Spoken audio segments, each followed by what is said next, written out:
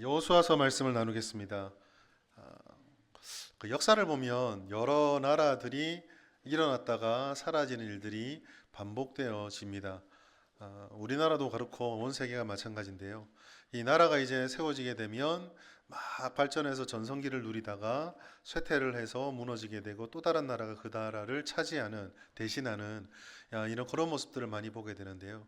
이 나라가 무너질 때 보면은요, 그 어떤 나라든지 나라 시대는 다르고 지역은 다르지만 공통점이 있는 것 같아요. 예를 들어 여러 가지가 있겠지만 나라를 병들게 하는 어떤 문제들, 뭐 부패가 됐던 부정이 됐던 무엇이 됐던 그런 것들이 발견되어졌을 때 이거를 잘 끊어내지 못해서 이게 악순환을 자꾸 일으키게 되면 그걸 결국 극복하지 못하고 나라가 무너지는 경우들을 많이 보게 됩니다. 뭐 역사상에 수많은 예를 들 수 있겠지만 우리나라 바로 이웃에 있는 이 중국의 청나라가 무너질 때를 보아도 이런 원칙들을 이런 규칙이라 할까요? 발견할 수 있는 것 같아요. 청나라는 공식적으로 1912년 2월 달에 멸망하였습니다. 1911년에 있었던 신해 혁명 때문에 결국 정권을 유지하지 못하고 무너지게 된 건데요. 이 신해 혁명 때문에 무너진 이유는 간단합니다. 이미 그 전부터 부패했던 청나라 관리 정부가 계속 부정을 축제하고 이 뇌물을 받고 정부가 깨끗하지 못하다 보니까 재정이 점점 고갈되어지고 나라가 어려워지는 거예요. 이 나라를 살리기 위해서 외국에서 차관을 들여오기로 합니다. 근데 누가 공짜로 돈 빌려주나요? 뭘 담보를 잡아야 되잖아요. 그렇게 생각했던 것이 당시에 중국에서 민영, 그러니까 백성들이 운영하고 있는 철도들을 전부 국유화시킨 다음에 이거를 담보로 돈을 받으려고 했던 거예요. 그럼 이제 거기에 투자했던 이 국민들은 하루아침에 자기 재산을 다 뺏기게 되잖아요. 나라가 믿을만 하면은 좀 기다려 주겠는데 그 전에 벌써 한 100여 년 가까이를 못 믿는 나라로 살다가 이제 나라라고 생각하다가 자기가 뺏어가니까 백성들이 분노한 거예요. 그래서 혁명을 일으킨 게 1911년 신해혁명이고 이 신해혁명 때문에 결국 청나라는 멸망하게 되고 전쟁에서 승리한 중국이 이제 중화민국을 세우게 됩니다. 악순환을 끊지 못하는 건 정치나 역사에만 필요한 것이 문제가 되는 것이 아니라 사실 우리 인간의 삶의 모든 영역에 다 영향을 미쳐요. 영적인 부분에서도 마찬가지입니다. 하나님께서 우리에게 원하시는 삶의 특징이 있어요. 하나님께서 우리에게 원하는 삶은 구별되는 거예요. 구별되고 깨끗하고 거룩하고 정결하게 살아가는 것입니다. 우리가 사는 세상이 그렇지 않기 때문에 또 우리의 본성이 그렇지 않기 때문에 하나님께서 원하시는 이러한 삶을 살고 이 땅에 구현해 내려면 거기에 반대가 되어지는 죄들, 허물들, 그리고 부정한 것들이 발견되어질 때 이것들을 잘 제거해야 돼요. 놔두면 되지 않습니까? 아니요, 놔두면 되지 않습니다. 왜냐하면 이 죄들은요, 한 자리에 가만히 멈춰 있는 것이 아니라 고리를 만들며 악순환을 거듭하며 더 심해져 가기 때문입니다. 오늘 본문의 말씀은 이와 같은 것들을 끊어내야 함을 알려주시기 위한 하나님의 음성이자 또 그 앞에 서 있는 우리의 무기력함 때문에 하나님께서 말씀해 주시는 약속의 말씀이기도 해요. 어떤 점에서 그런가 한번 말씀을 살펴보겠습니다. 오늘 말씀의 주제는 도피성입니다. 도피성은 하나님께서 모세에게 명령하시고 여호수아에게 오늘 본문에서 이제 명령한 대로 지으라고 말했어요. 도피성은 그 넓은 이스라엘에서 6군데가 있습니다. 요단 동편의 3곳, 요단 서편의 3곳이에요. 그럼 왜 지정하셨을까? 우리 3절 말씀 다시 같이 읽습니다. 시작. 스스로 사람을 죽인 자를 그리로 도망하게 하라. 이는 너희를 위해 피의 보복자를 피할 것이니라. 네. 왜 지었을까요? 부지 중에 실수로 사람을 죽인 자를 피하게 하기 위해서. 도피성은 모든 사람에게 허용된 것은 아니었어요. 이 도피성의 말씀이 여호수아 말씀만이 아니라 민수기, 신명기 네 군데에서 이렇게 말씀이 기록되는데 한번 표를 보실까요?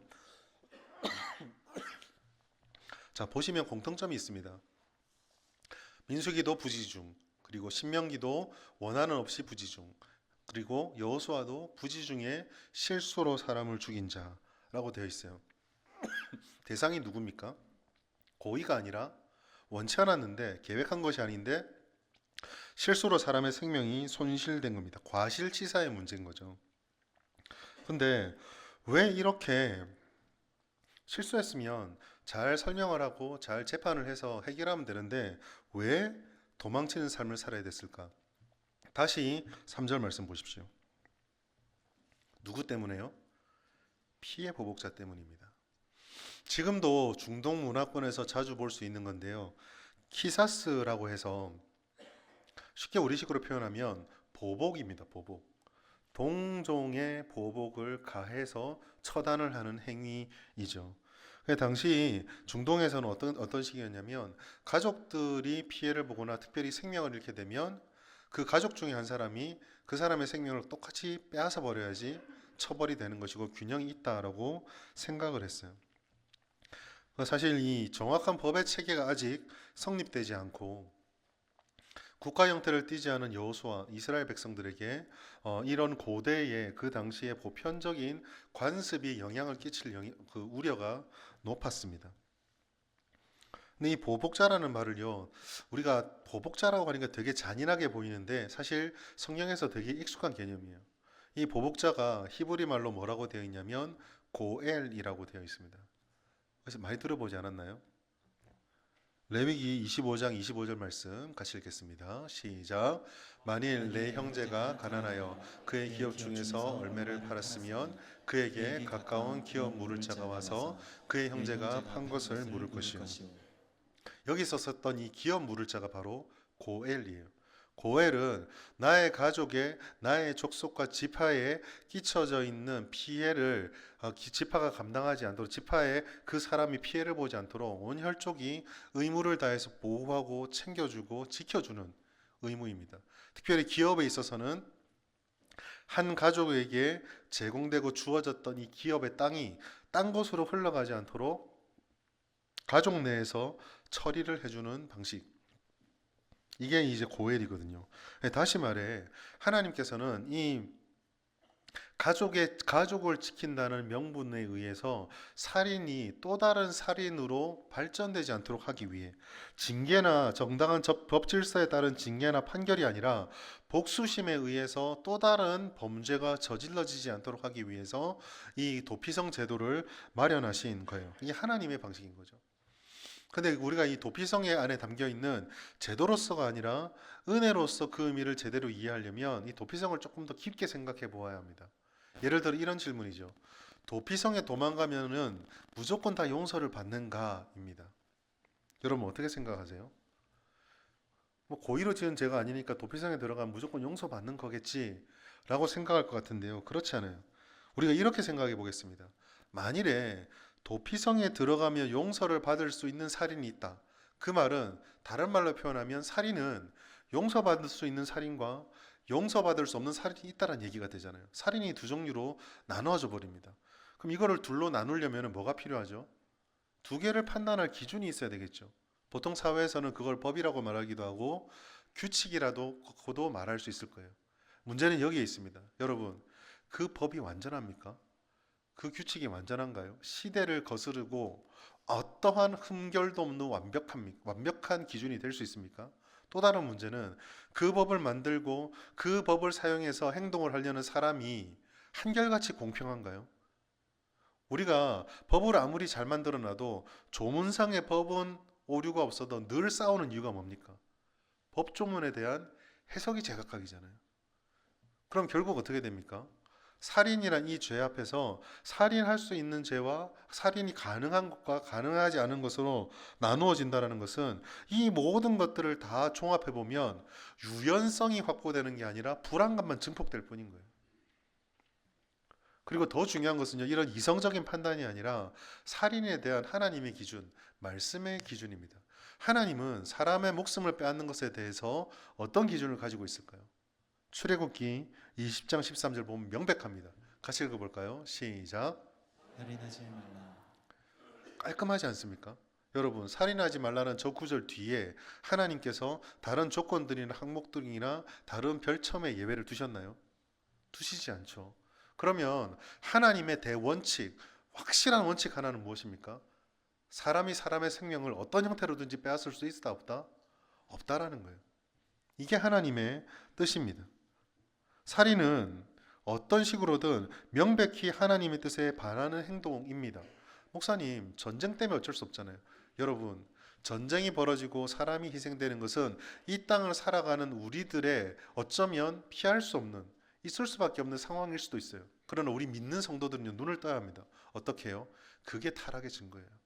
하나님이 전쟁을 만드신 분 아니에요. 사람들끼리 아둥바둥거리면서 하는 거지, 그렇게 붕괴될 사람들을 하나님께서 지켜주고 있으니까 그나마 이렇게 유지돼 가는 거지, 전쟁을 통해서 적군은 사살해도 된다는 거 하나님이 지지해 주지 않아요. 가급적인 전쟁을 안 하는 게 좋겠죠. 죄는요, 죄의 기본적인 성질은 근본적으로 하나님을 대적하는 거예요. 하나님의 뜻을 벗어나는 것입니다. 그런 이 죄라는 것은요, 합리화할 수도 없고 타협될 수도 없는 선명한 거예요. 그렇다면 이 선명한 규례가 살인에게 딱 있다면 도피성이라고 하는 것은 정면으로 충돌하는 것 아닌가요? 왜 이런 것을 두셨을까?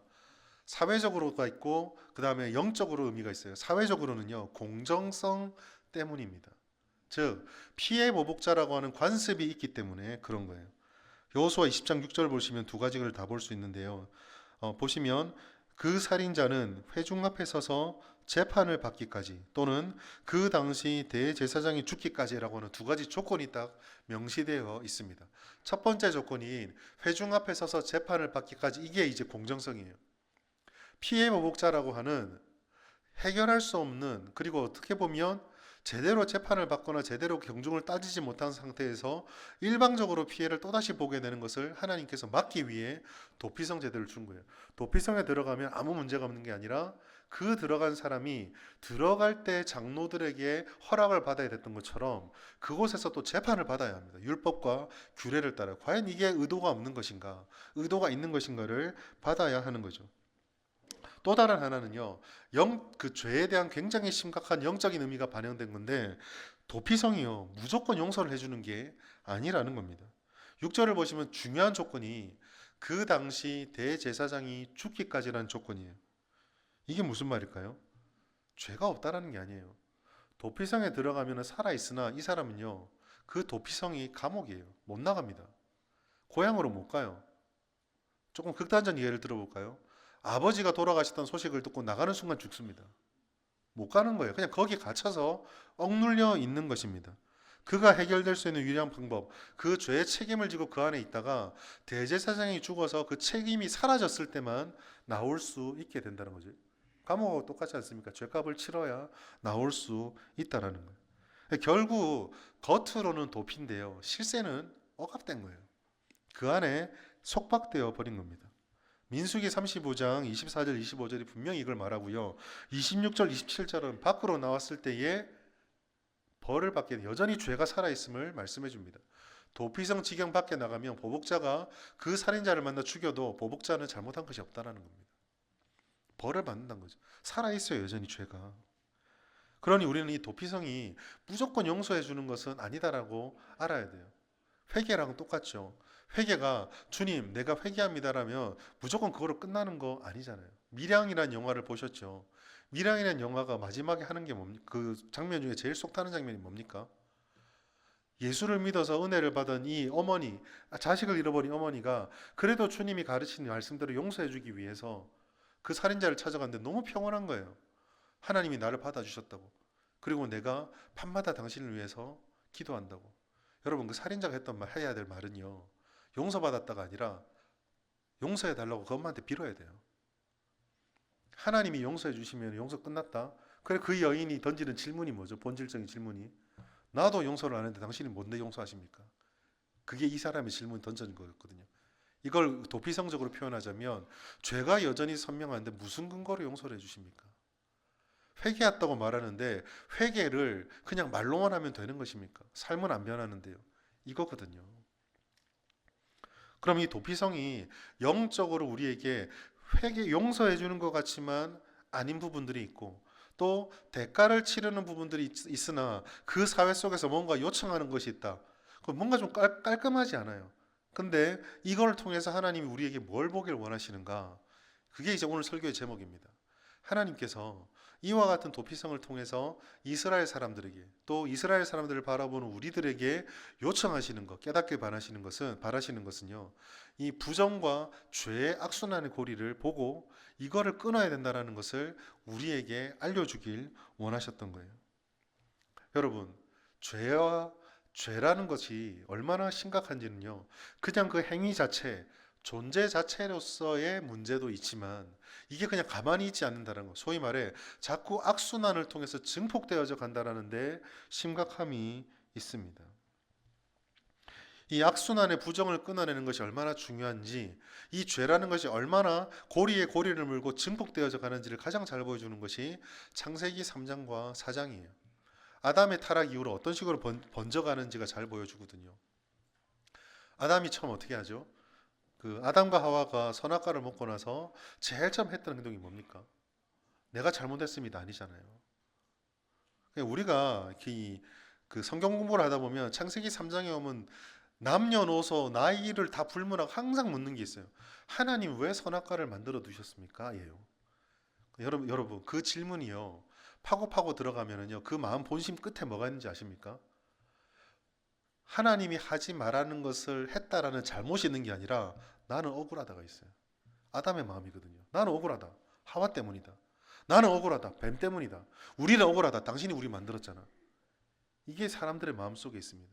죄가 들어가니까 그 전에 하나님 보기만 하면 감사하기만 하고 기뻐하기만 했는데 죄가 들어가니까 전부 다 내 탓만 아니고 내 탓은 아니고 전부 다 잘못으로 보이는 거예요.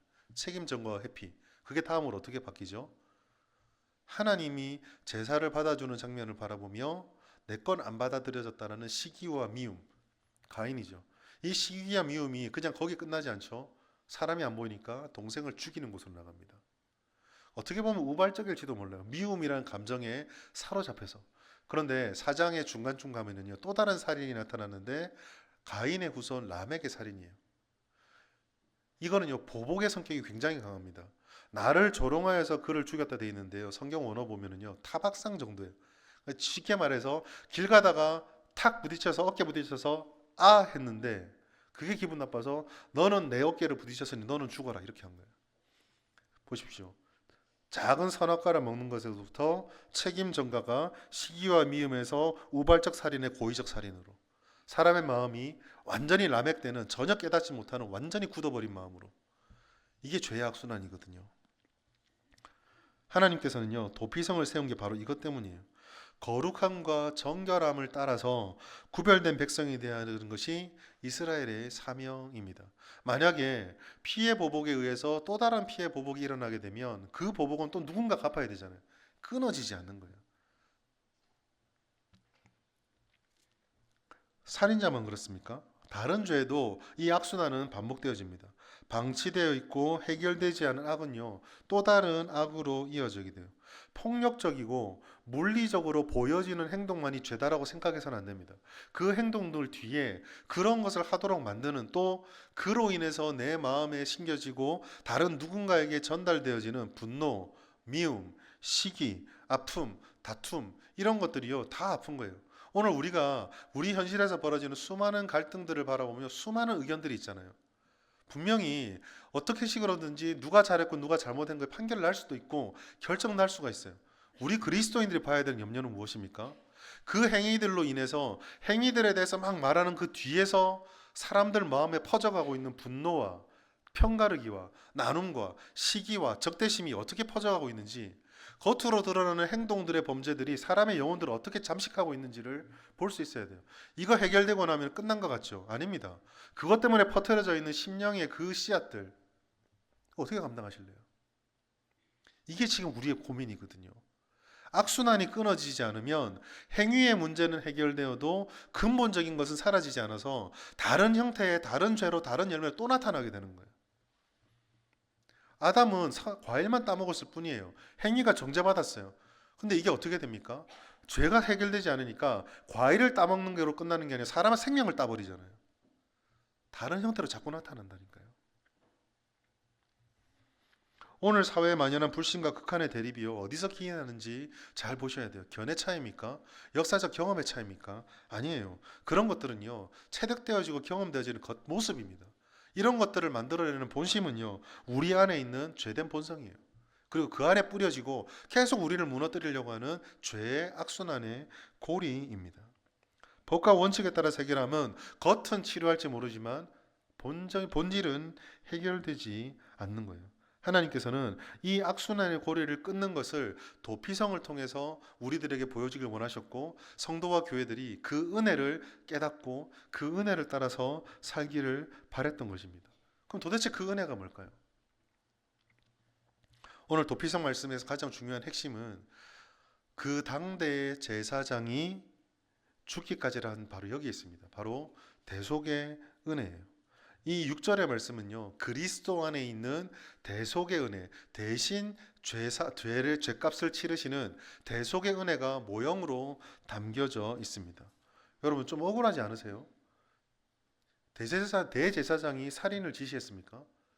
대제사장이 잘못 가르쳤나요? 어느 동네 누가 사는지도 몰랐을 거예요. 그런데 이 살인죄에 대해서 도피해온 이 도망자의 살인죄가 누구에게 전가되어집니까? 대제사장이에요. 대제사장이 죄값으로 그 생명이 잃게 되었을 때 이 살인자의 죄값이 대신 사라져버리고 속죄가 되어지는 것입니다. 놀라운 역설이죠. 살인자는 자유를 얻고 아무 죄 없는 건 아니죠.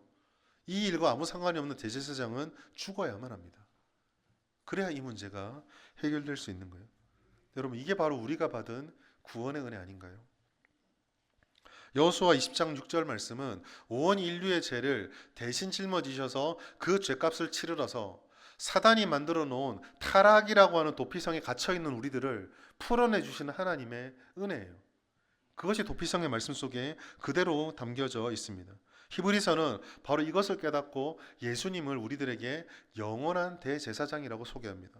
히브리서 2장 17절 우리 같이 한번 읽어볼까요? 시작.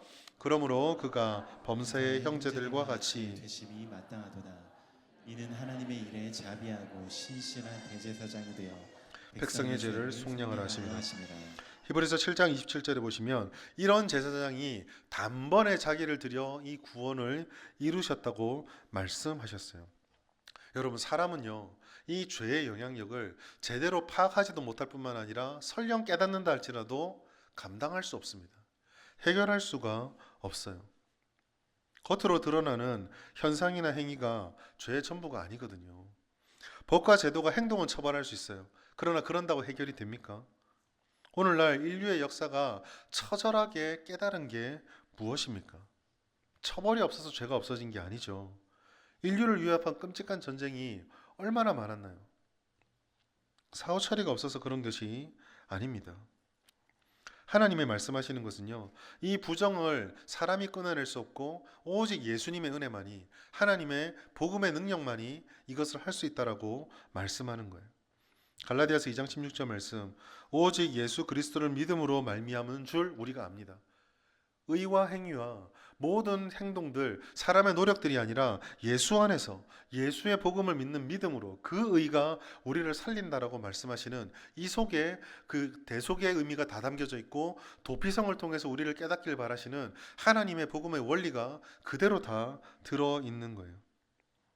절망과 혼란이 가득한 세상, 이 혼란 속에서 어디서부터 실타래를 풀지 몰라서 방황하고 있는 사람들의 진짜 소망이 어디에 있습니까?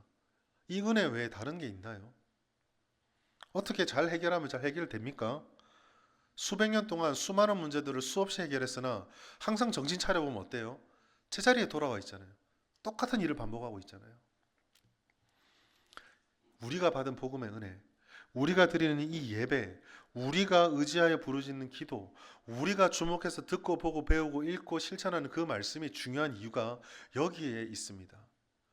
왜 목사들이 그 어떤 상담을 하더라도 꼭 예배, 말씀, 기도를 말할까요? 저거밖에 몰라서 그럴까요? 아니라니까요. 문제의 현상을 백날 첫날 해결해 본들 근원의 문제들이 은혜로 덮여지지 않는 이상 또 다른 파도가 오면 똑같은 고민을 하게 되기 때문이에요.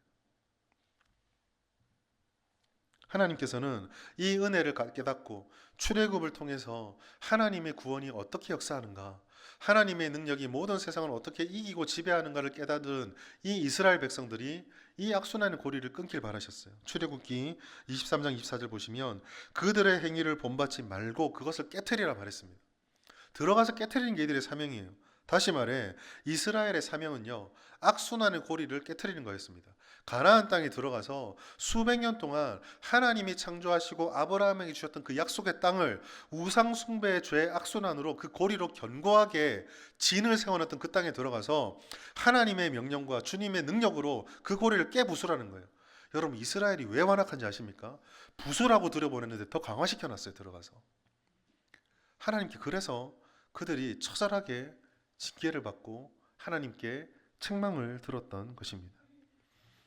사랑하는 여러분, 우리의 존재 목적과 우리를 향하신 하나님의 사명도 마찬가지예요. 예수 믿는 사람들, 교회는요, 주님이 다시 오는 그날까지 이 악순환 속에 빠져서 돌파구를 찾지 못하는 사람들에게 악순환의 고리를 끊어내는 복음을 전해주고 악순환의 고리를 끊어내고 살아가는 삶을 보여주어야 됩니다. 그래서 우리는 오늘 이 말씀 속에서 두 가지를 결심해야 돼요. 우리 삶에 적용해야 돼요. 어떻게 해요? 정결한 삶을 살아야 되는 것인데, 첫 번째로 우리가 먼저 예수님의 은혜를 기억하고 붙잡아야 합니다. 그거 다 아는 건데요. 다 알죠. 그런데 더 중요한 것은요, 그것만이 전부다라는 유일한 마음이 우리에게 있어야 합니다. 여러분, 예수님께서는 죄의 사슬과 그 근원을 단번에 끊고 치료하시고 해결하셨습니다. 믿으십니까? 그렇다면 우리는 정말 이 은혜를 삶의 세상에 벌어지는 수많은 부조리와 갈등과 아픔의 순간에도 이 은혜가 이걸 해결할 수 있다고 전적으로 믿고 있으십니까? 다른 문제죠. 다릅니다. 복음을 부정하진 않아요. 부정하진 않는데 어느새 한국 교회는, 그리고 많은 성도들이 결정적인 순간에 주님의 복음이 틀리진 않았으나 잠시 뒤로 물러나야 될 때도 있다라는 생각에 사로잡혀 있는 거 아닌지 모르겠어요. 그러나 여러분, 사람의 시도라는 것에 대해서 우리는 정확하게 아셔야 돼요. 인류의 역사와 사회의 발전이라는 것은 결국 이런 불안 요소들을 제거하고 사회를 안정화시키고 발전시키는 데 있거든요. 법을 발전시키는 것도, 사회적인 규율들을, 사회적 규범들을 더 가다듬고 아름답게 하는 것도 결국은 잘 사는 세상, 행복한 세상, 아픔이 없는 세상을 만들자는 거잖아요.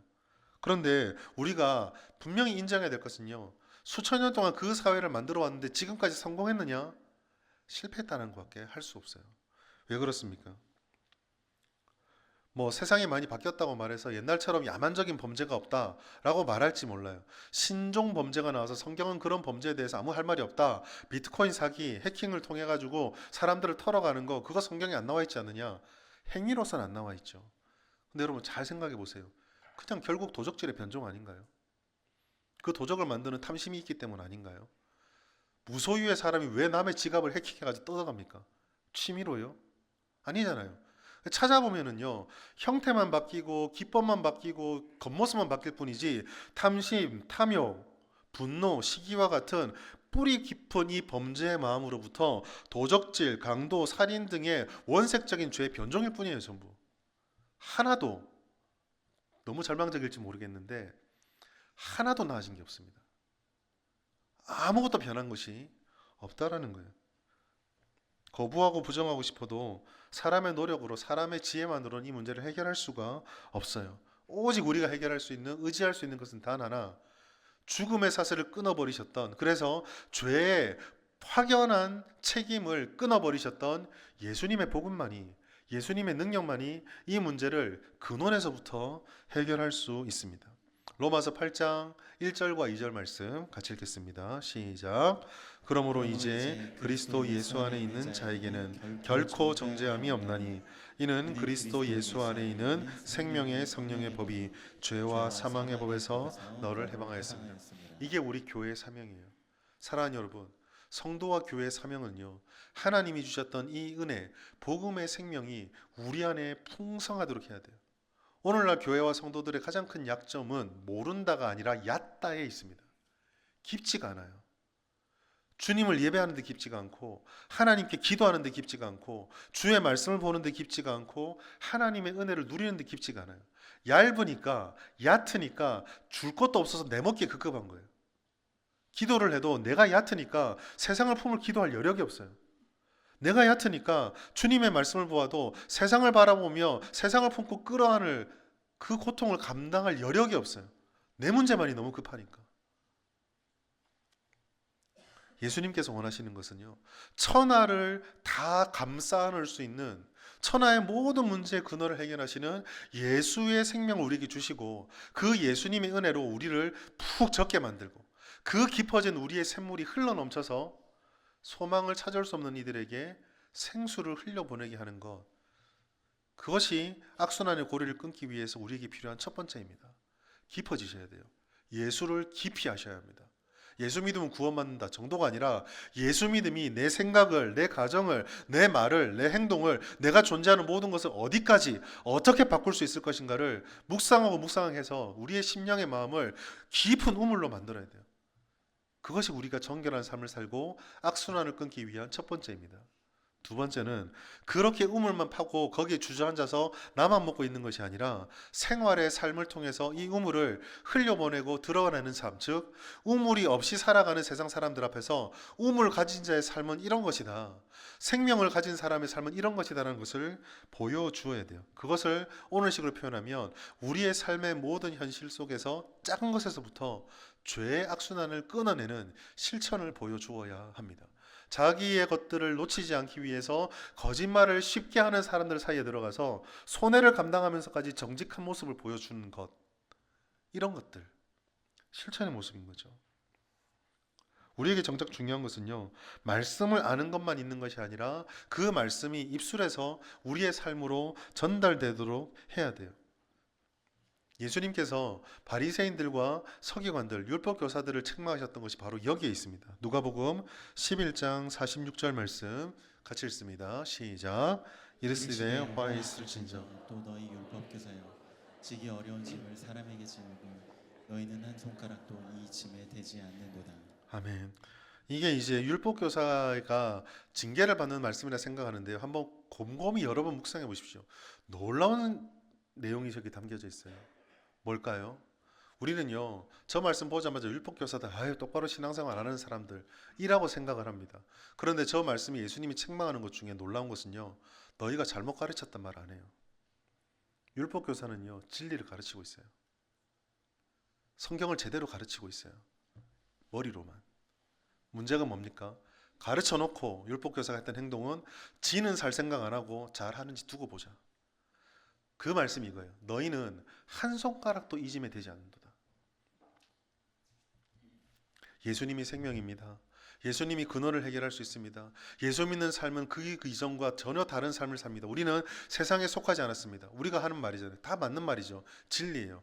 근데 우리가 이 진리의 말을 하고 나서 우리의 가슴에 손을 얹어야 돼요. 정말 나는 세상에 속하지 않은 삶을 살았는가? 정말 나는 주님을 먼저 생각을 했는가? 잘못된 진리를 전하는 게 문제가 아니에요.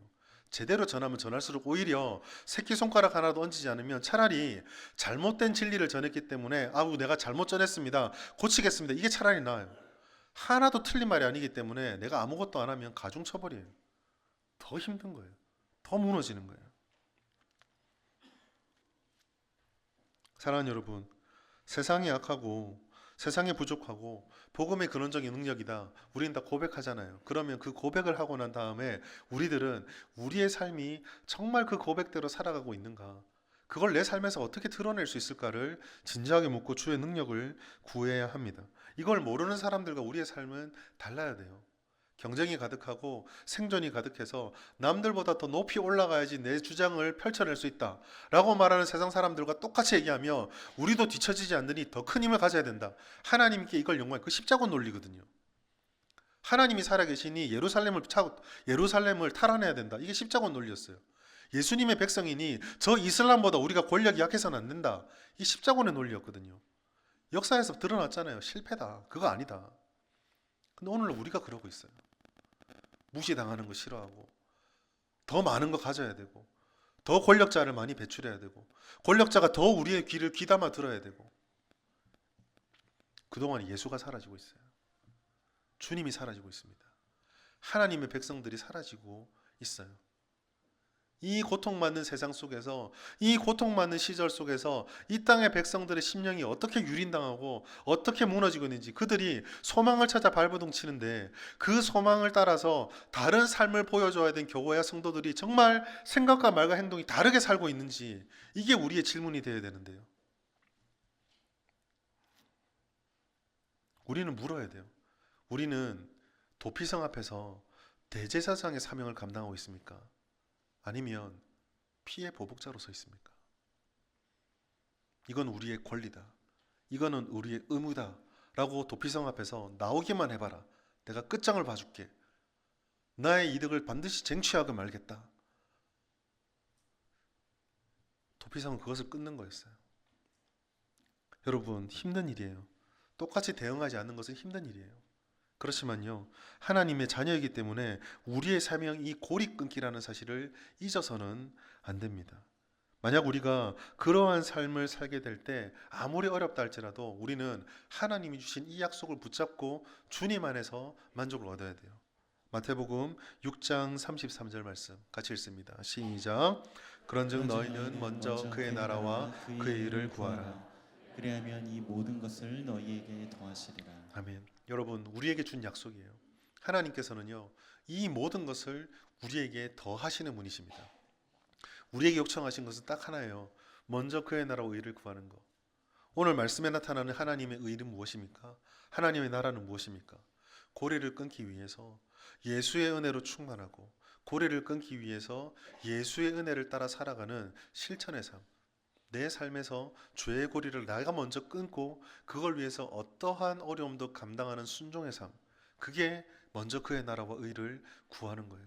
주께서 우리의 삶의 모든 영역에서 이렇게 했으면 좋겠다라고 우리를 콜링할 때 계산과 상식에 받쳐서 삶을 살아가는 것이 아니라 하나님의 말씀에 순종하는 삶, 그것이 먼저 그의 나라와 의를 구하는 것입니다. 그 삶에 하나님께서 뭘 약속해 주셨어요? 모든 거예요. 보호와 은혜와 보상과 돌보심과 인도하심을 다 주셨어요. 그러나 하나님의 길을 쫓아가는 것이 어리석다라고 쫓아갔던 반대의 길에는요, 단 하나도 없어요. 아무것도 없습니다. 사랑하는 성도 여러분, 힘들고 어려운 시대를 살아가는 여러분들의 삶을 정말 응원해요. 얼마나 힘들고 어려우시겠습니까? 경제적으로 어렵고 또 이렇게 예배드리고 나가서 나의 삶의 순간으로 들어가면 여러분을 감당하고 여러분을 옥죄어오는 삶의 무게가 얼마나 크겠습니까? 사실 설교를 하고 제 마음에 가장 무거운 것 두 가지가 있다면 하나는 하나님의 말씀을 제대로 전했을까에 대한 두려움이 있고요. 다른 하나는 세상으로 나가는 여러분의 뒷모습이에요. 저는 말씀 전하고 교회 안에 있는데 여러분 세상으로 가잖아요. 항상 그게 제 죄책감입니다. 목회자로서의 강대상 위에 서 있는 저의 죄책감이에요. 하나님, 나는 전하고 저렇게 성도들 밖으로 나가는데 자칫 잘못하면 나 손가락 하나도 까딱대지 않는 사람 될 것 같아서 두렵습니다. 이게 저의 죄책감이에요. 그래서 저는 여러분을 하나님께 맡겨요. 하나님, 우리 성도들이 이 말씀 붙잡고 오늘 또 이 못난 목사의 말을 듣고 하나님 말이라고 듣고 나가서 세상에서 또 의의 나라와 그의 나라와 의를 붙잡으려고 발버둥 칠 텐데 이 약속 들어주세요. 모든 것이 너희에게 더하시리라. 이 약속 더해주세요. 그리고 저는 믿습니다. 제가 약속한 것이 아니라 하나님의 약속이시기 때문에 우리가 그렇게 하나님 앞에 순종하면 하나님 분명히 역사하실 거예요. 우리가 보이지 않는 이 세상의 실탈에 안 풀릴 것 같고 하나님께 순종하면 내 인생 어떻게 될 것 같지만 우리가 순종할 때 우리가 계산하는 것보다 더 크게 역사하시는 하나님의 그 열매를 반드시 보게 될 것입니다. 오늘 이 은혜를 누리시고 이번 한 주 또 우리의 평생이 이 모든 연결고리를 끊고 끊어진 그 자리에 예수의 생명의 나무를 심고 예수 생명의 열매를 거두가서 하나님의 감사가 넘치는 삶을 살고 하나님이 기뻐하시는 성도, 하나님이 정말 기뻐하시는 그런 교회로 우리가 우뚝 세워질 수 있기를 예수님의 이름으로 축복합니다.